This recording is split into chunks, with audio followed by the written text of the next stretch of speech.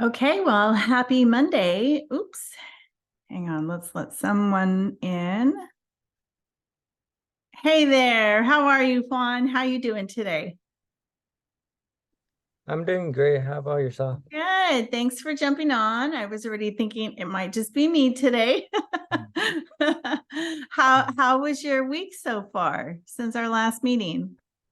It's been good. I've been talking with like my sphere of influence and a friend, Good. and it's just the talking stage, but I'm doing good. Okay.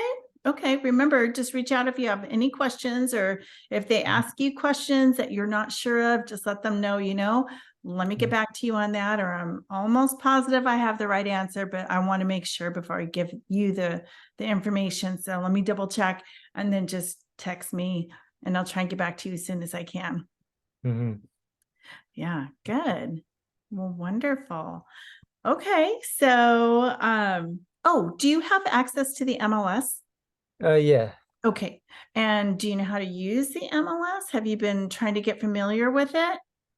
Yes, I don't really know how to like use it properly still though. Okay. So I'll do one-on-ones with you and I'll show you how to use them, how to use the Mhm. MLS. And MLS actually has a really good YouTube site and they do break down trainings on their YouTube recordings. So you're also actually welcome to go there and use that as well.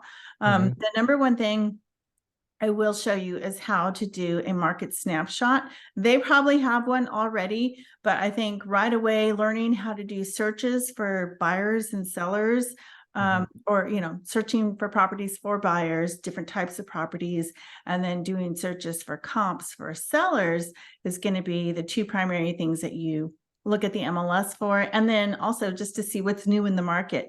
Take a look Mhm. at what's going on in Santa Cruz County.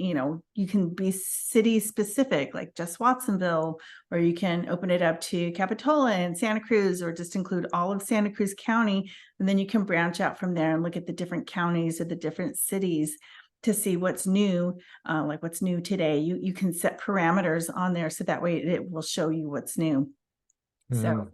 we'll go through that, and you can't really break it, so feel free to look around, click on this and Mhm. click on that on there, and you should be okay. Yeah. Great. Good. Okay, so well, today I wanted to talk about 1031 exchanges. Do you know what a 1031 exchange is? No. Okay, so a 1031 exchange is, the super short answer is, it's when somebody owns an investment property and they want to sell it and buy another property. Anytime an investor owns one property and they sell it to buy another property, they have what's called capital gains on a property if they touch the money. So if they have proceeds that they would normally receive, they get taxed on that money. So 1031 exchange is, it's also called a like kind Mhm. exchange, or known as a tax deferred exchange. And the IRS revenue code is IRC section 1031. And so a 1031 tax deferred exchange offers the taxpayers, or the homeowner who's going to have to pay taxes, one of the last and greatest opportunities they have to build wealth and to save taxes. What it does is it delays the fact that they have to owe taxes on property A, and they move it to property B, the next house that they're Mhm. purchasing. Hi, Jorge. How are you today? Hi there, doing good. Good. We're talking about 1031 exchanges. Nice. Okay. Yeah. Yeah. I was just explaining what a 1031 exchange is, and that when a person completes a 1031 exchange, the taxpayer, the owner of the property, the otherwise known as the exchanger, can dispose of their investment or their business assets, and then they can acquire replacement property and defer that tax that they would normally pay due upon sale. And the super important part of this is they cannot ever touch that money. As soon as they touch that money, they have to owe taxes on it. Yep. Um, Yeah. You already know about all this, don't you?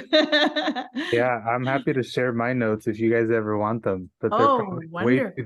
way too detailed Oh, I know you. for the. I only have the basics. Actually, we'll use you as the resource for details. That's perfect. Yeah, but they can Um, do the 500 for married, 250 for single. Yes. Yeah, that's the exemption that the homeowner gets. If they're married, they get $500,000 exempted from the proceeds or the sale of the home versus a single person. And when they have when they buy replacement property, it can be for equal value or greater value than what they sold the primary property for. Mm. Hey there, how are you? Oh, you're on mute. We started talking about 1031 exchanges. It's okay. I'm recording this, so you can skip through. I can't hear you for whatever reason. Thank you. Oh, there you go. So when the person, Wait, is it just me and you? no, Juan is on there and George is on here too. Okay. Yeah, so then we have the replacement property. So an owner has 45 days to identify, well, they have to identify the replacement property within 45 days of the close of property A. And then they have to purchase the property within 180 days after the close. So they have to identify it within 45 days, but they have to at least close on it within 180 days. So if they close on November 1st, they have 45 days to identify the next one. And then from November 1st, a total of 180 days to close on that second property. And then they must sell and buy a property that's considered like kind. So you cannot sell a mansion, $2 million property and get 10 little cottages on the beach. You can't do that. It has to be like kind properties. And all of this has to happen with what's called a qualified intermediary. And that qualified intermediary is what's a lot of the 1031 exchange companies are like IPX 1031 exchange, or you can Google 1031 exchange and you'll see several different companies that pop up that handle these things. There's a few staple property companies that handle a lot of 1031 exchanges throughout the state and throughout the counties. I actually have worked with IPX1031.com is the link, IPX1031.com. Ron Picard is who I've always worked with. Super nice guy, knows everything up and down California state. One of the questions people ask, I had a client ask me this recently, was he lives in Watsonville. He owns a property in Clovis. It's his investment property. He was considering selling it because he wanted to buy another property in Watsonville. He wanted to sell the investment property and move into the new property, but call the new property his investment property to avoid gains. He can't do that. I'm sorry, he wanted to use his primary property and he can't do that. It has to be from one property to another. It has to go from one rental to another rental. You can't make it a primary. And there's always questions about that. There's always like frequently asked questions. You can go to that website and I think there's a lot of the answers on there too. But it's interesting to learn about how it works. And the title companies work with the 1031 exchange companies. It does not cost a buyer anything. And sometimes you'll see that in the notes in MLS. It'll say, seller to perform 1031 exchange at no cost to the buyer. There is no cost to the buyer. I'm sure there's a certain cost, and maybe George has the cost on this. I don't know what the cost is for the services of a 1031 exchange, but it is a service for a homeowner. So I'm sure there is a fee, but it's going to be a lot less than having to pay your taxes at the end of a sale. Now, if you sell an investment property, a rental property, the state always takes 3.33%. So 3 1/3 is what they always take off the top unless you do a 1031 exchange. Okay, so if I had a client, for example, I'm just throwing this out there, Sure. who has a house in San Jose and they bought moons ago Mhm. at a cheap price. And they want to relocate to another state, but they do not want to get hit with taxes. Mhm. When I was talking with them, I'm just throwing it out there. When I'm talking to them, I said that they can move within 3 times in the state and keep their property tax. That's something different. That's Prop 19, right? Right. Yeah, that's if they're going to stay here. But if they're going to sell But if and they're move, going to sell, they don't want to get hit with capital gains. So that's where I would send them to 1031 exchange. 1031 exchange to connect them first before we do anything, so they can Mhm. set that up. Yes, exactly. And then someone's going to let me know that that's all taken care of, and now we can go shopping for a home that's like you said, like. Mhm. So when you say like kind, it has to be, if their property is just a regular home, but obviously has tons of equity, can it be a similar home like that? Or That's exactly what it means. but it can't be more expensive. It can. It could be more expensive. It can't be less than. It can be So more it has- expensive. So it just, has to be in the price range of what? just more than it's equal or more. It cannot be lesser than. Of what their home value is. Exactly. So if their home was worth now 1.7 million, they Mhm. had to find a home that's 1.7 million Or more. or more. Yeah. Okay. And then from there, that I don't have to worry about that, just get them and connected. Mhm. They take So- care of that. And then is there, when obviously when you go to list their home to sell, we'll work with, they accept 1031 exchange. And so you might have come on just when I said that. So sometimes when sellers list, and you'll see it in the MLS, sellers are working, processing, 1031 exchange at no cost to the buyer. And so that's what I was saying. So Okay, so that's where verbiage you could put in the remarks. You could put that in the private remarks if you wanted to.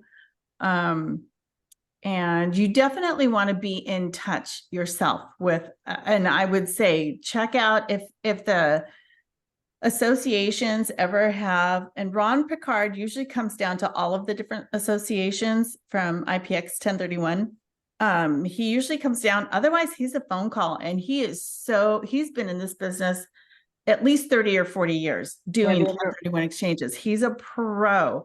And if you ever want like a mini little class, or have questions, like check out the website. It has a lot of information that is pretty self-explanatory, but if you still need a little bit more, just reach out and call him. How about, have you ever worked with Carl Warden? I love Carl. He's my friend. Yeah.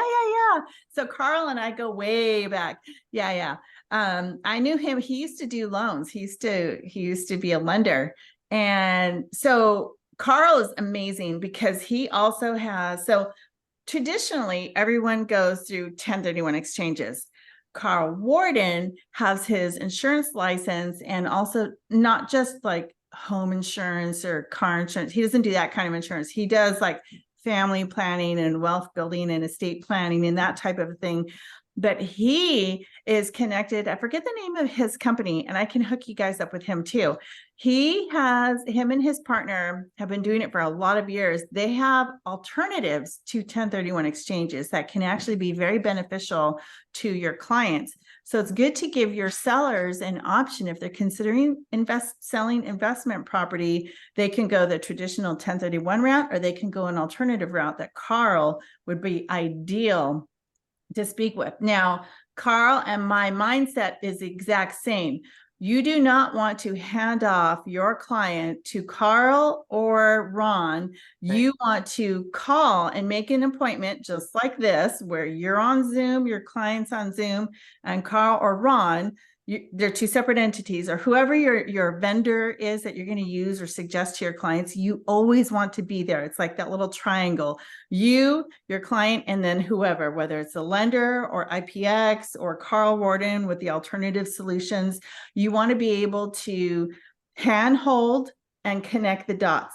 Because as soon as you say, here's the card, here's the number, you've completely cut off your communication with your client and that person. I feel like, Michelle, you might be a little bit, what do you call it? Not shy. It's on, you'll know what I mean.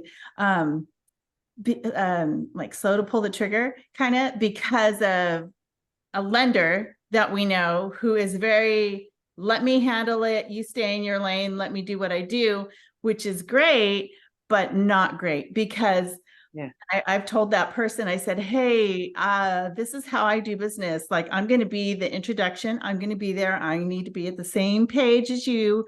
I'm not going to step on your toes, but I need to know what's going on in the situation from the get-go.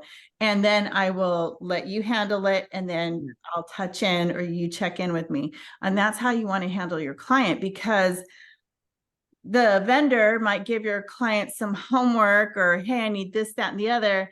Expect them to do it. But if you are not in the loop and you don't hear what is said, what's needed, whose homework assignment it is, you can't push that person. Clients are the first people to say, okay. They're either super motivated and get everything on time to the lender or to IPX or to like Carl Warden. But if then they could be, on the other hand, like really slow, like molasses. Like one spouse might be on it and the other spouse might be like, I don't know where anything is.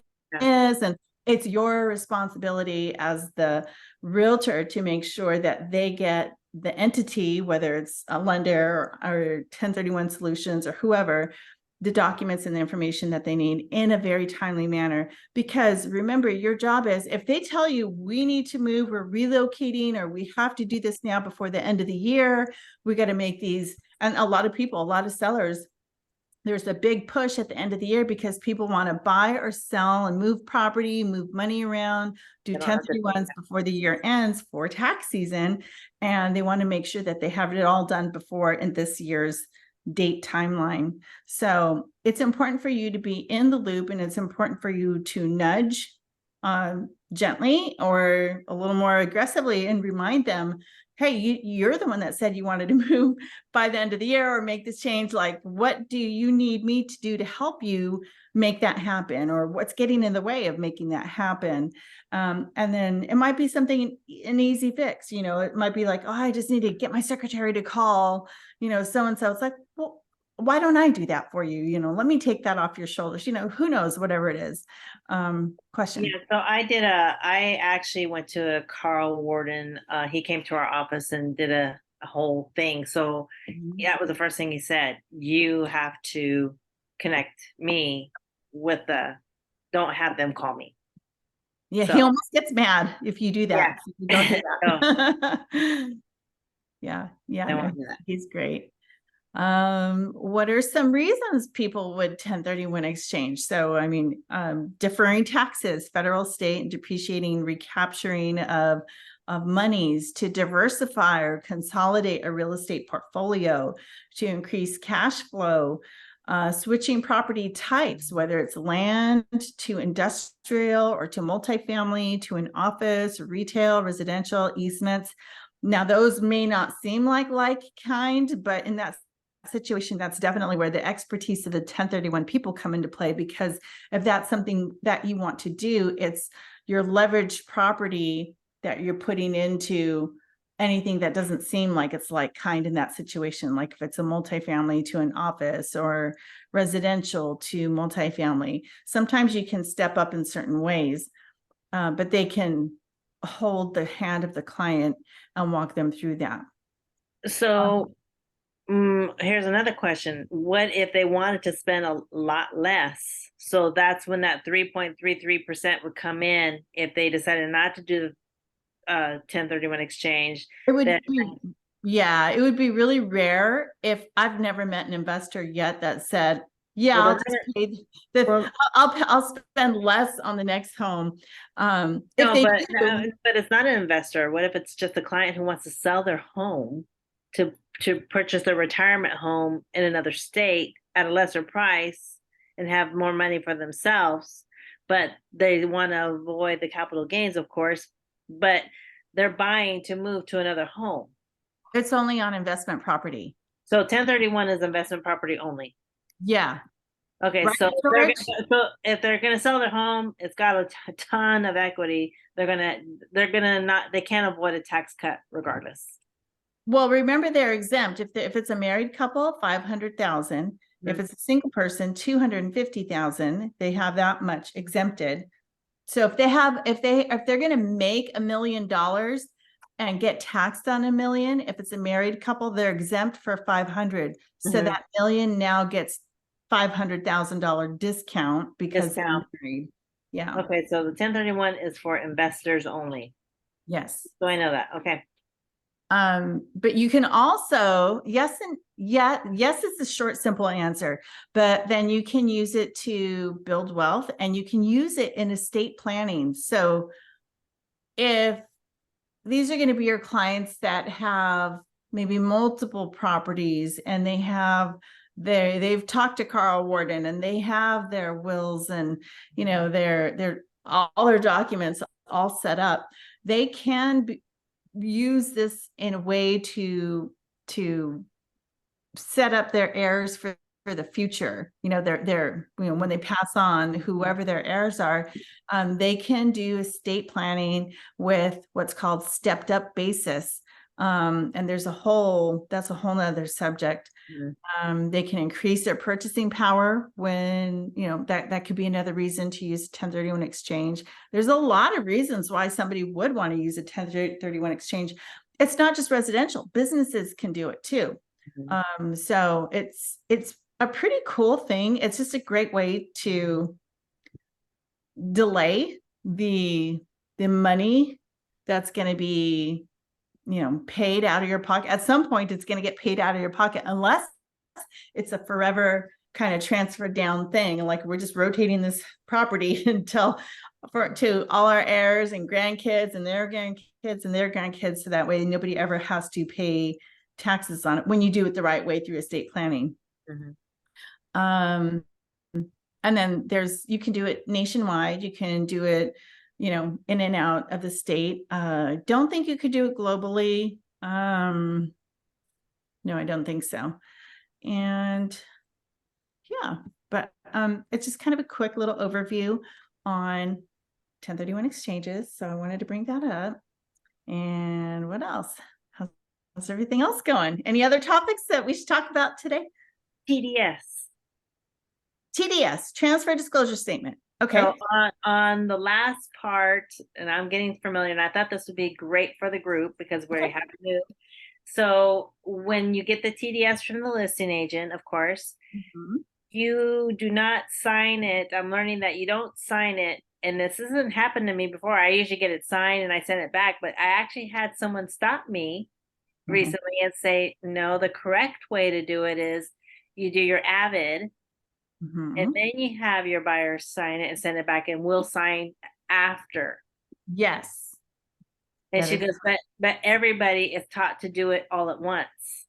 It's not, I don't even think that they're taught to do it. They're not taught to do They it. don't understand it. So- Yeah, well, they just do it because it's a signature line. So they sign it and they do So it I right thought then this would and there. be great for the agents because it can get confusing if you don't know your paperwork on Well, that. yeah. And it's just that one section. Yeah. Do So- you have one on your screen? I was trying to look for one on mine. I have one on my other computer to pull up. So if I share my screen, right? Yeah. Let me share my screen. Let's see if I could do this. A host disabled. Okay. Did I disable? You should be able to do it. Make host. There you go. Change host. Okay, I just made you a host. So desktop. Share. Oh, do I have to go and choose like a Google Chrome or something? I Or don't no? think so. Yeah, let me No. see. There you go. It's coming up. Perfect. Bear with me, everybody.